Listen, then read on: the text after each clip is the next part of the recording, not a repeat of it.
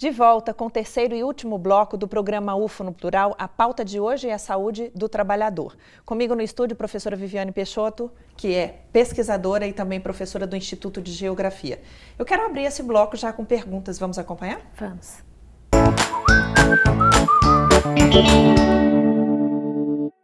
Oi, eu sou o Luiz Fernandes, sou vigilante.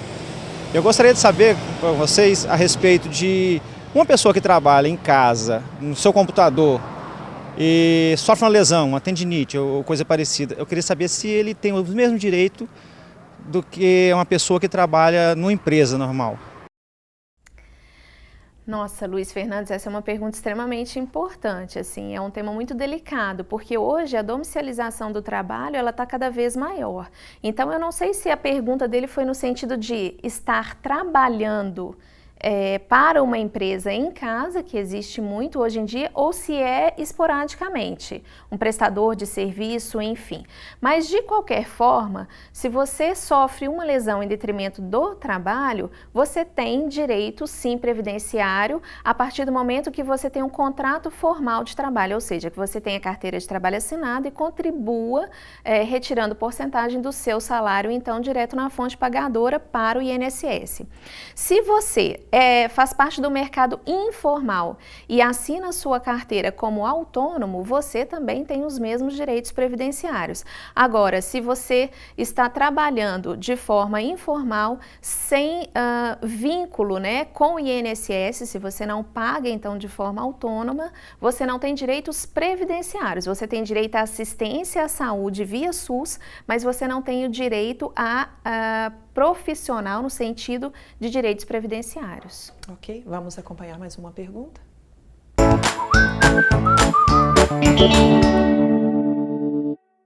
Meu nome é Paulo Roberto, sou assistente administrativo. Queria fazer uma pergunta.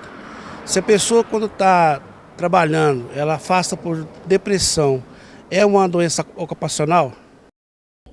A depressão é o que eu falei, a grande dificuldade é o estabelecimento do nexo causal. A depressão ela ainda não é uma doença dentro do Código Internacional de Doenças que nós temos hoje, associada a alguma determinada atividade profissional, né? Então, nós não temos esse nexo direto com a execução do trabalho. Então, há que se passar por uma perícia médica, fazer todos os exames, a verificação do seu ambiente de trabalho, do tipo de atividade, e aí o perito que vai fazer esse nexo causal. Se houver o nexo causal, aí sim. Se não houver, não existe essa possibilidade. A gente vê já alguns reconhecimentos na justiça, né? Quer dizer, tem avançado nesse sentido, né, professora? Sim, tem avançado, só que é como eu falei, algumas doenças, e assim, é importante a gente estabelecer essa diferença. Existe a doença profissional, ou a doença do trabalho, e a doença relacionada ao trabalho.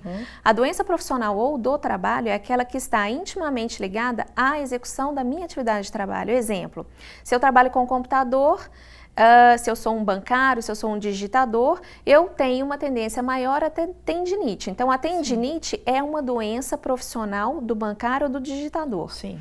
Mas a depressão, por exemplo, é uma doença relacionada ao trabalho. Ela pode acontecer em detrimento de diversos fatores que existem no ambiente. Por isso a análise do perito, né? Sim, e não diretamente a atividade. Tá? Então, pode ser em outros fatores. Então, por isso há essa necessidade de verificar de fato, né, todos os fatores existentes para essa comprovação até se chegar no nexo. Torcer para que esse processo tenha sido levado a sério no Brasil, né? Sim. Vamos acompanhar aqui mais uma pergunta.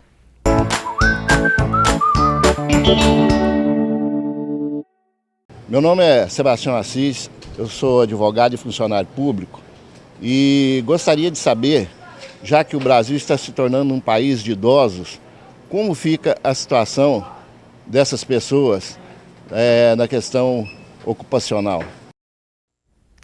Bom, Sebastião, em relação, de uma forma geral, os idosos, eles têm cada vez mais avançado no trabalho. Então, muitas vezes eles se aposentam e eles se mantêm no mercado de trabalho.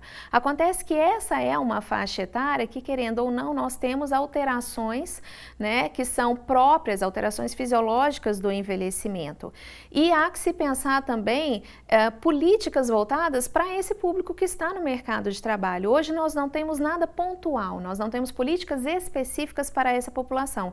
Até porque essa inversão da pirâmide etária, ela é algo muito novo, né? Há que se pensar em políticas nesse sentido. Então, o que acontece é que muitas das pessoas hoje que se mantêm no trabalho após os 60, 70 anos, elas estão propícias também a ter adoecimento no trabalho, né? E isso também gera aí, um grande problema para a Previdência Social, porque elas estariam na idade de aposentadoria, requerem auxílio-doença, requerem auxílio-adoecimento, e a gente sabe que a dificuldade da Previdência hoje é enorme. Então, há que se pensar em políticas voltadas para esse público, mas no momento nós não temos nada pontual ainda. E quando você fala em pensar novas políticas, saúde do trabalhador é um tema que não dá voto, né, professora?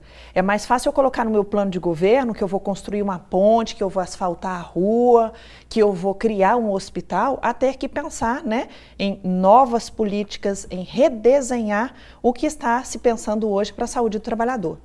Sim, e eu acho que isso vai também muito ao encontro do que os próprios usuários, a própria população pensa em relação ao trabalho.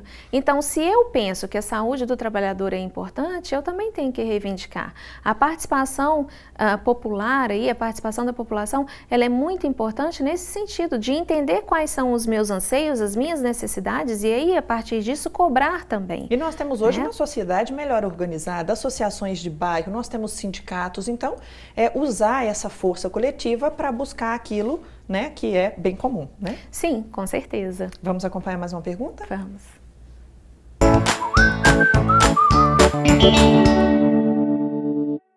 Meu nome é Rodrigo, eu gostaria de saber quais são os tipos de doenças ocupacionais mais comuns e se todas as doenças ocupacionais levam à aposentadoria.